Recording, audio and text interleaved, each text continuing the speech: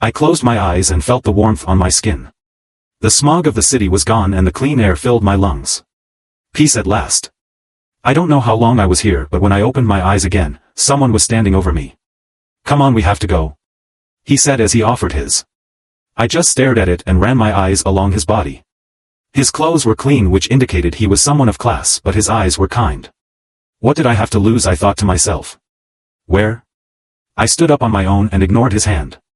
He didn't say anything, just led me deeper into the woods near the lake. I could hear the horses coming. He was in trouble and now I was an accomplice. Then she heard my father's cursing, "Death, you have stolen from me again. You are a thief and a liar." The horse hoofs have stopped and I ran into his arms to soothe him.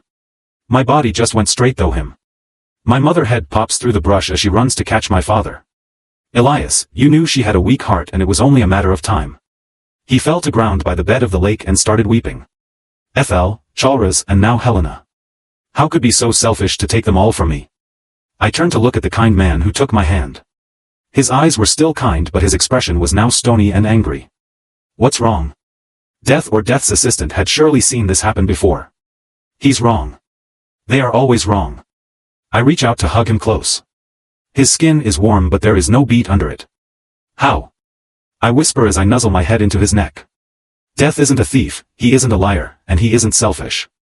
I lean back in his arms so that I can see his face.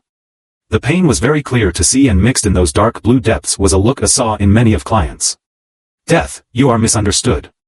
He gathered me into his arms and drew me near once more. I'm simply the ferryman to the final destination. Smallpox is a thief, war is a liar, and people are selfish. I was reminded of the men at the house. How they demanded and took. How many sneered at me to get on my knees because they bought just 30 minutes. They are selfish indeed. There was a silence as we just stood in each other's arms. When I looked back into his eyes, desire was mixed with the unmistakable look of lust. When were you held last? He chuckled and looks out on the lake away from my gaze. A lot say they embrace death, but none have dared hugged me centuries.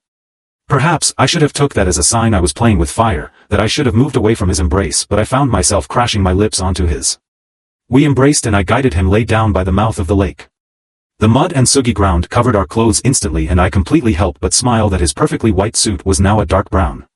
We undress hastily and make love slowly. The day turns to night before we are finally lay back on the grass and part. I glance up at the stars and smile. At least the sky's still the same. He links his hand with mine and points back at the ball of light so far away. Even the stars die. That one's time is coming soon. I stare up in awe and cuddle back into his side. The mud is caking our skin, but it doesn't matter. Do even the stars mourn? He sighs and looks far off into the distance once more. Every part of creation mourns when a loved one passes on. The look in his eyes returns. He is back in that despair. What makes you so sad? He is silent. As the seconds drag on to minutes, I consider talking the question back until he finally says, "We mourn what we love. I, Death, am simply a ferryman. I know no love or ending." It hits me that no one sees death as more than a cruel ending of a thief. No one says they love him at night and no one talks to him after a hard day. Many have cruised him and even more have tried to barter for more time, but he is simply the ferryman, the angel of death. You have me. Come visit me in the great beyond. I wink, might even hold you again. His expression turns stony once more. Once you moron, you can never come back. I interlace our fingers and point at the stars. Can I stay with you then under these stars? He body follows his face in becoming stone.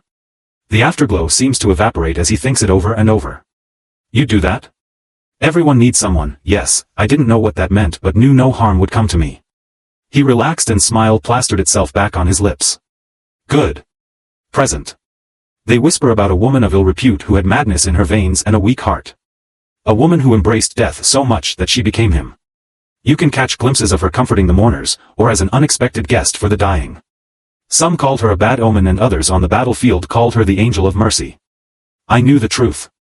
I was all those things, but most importantly, I was a friend to death.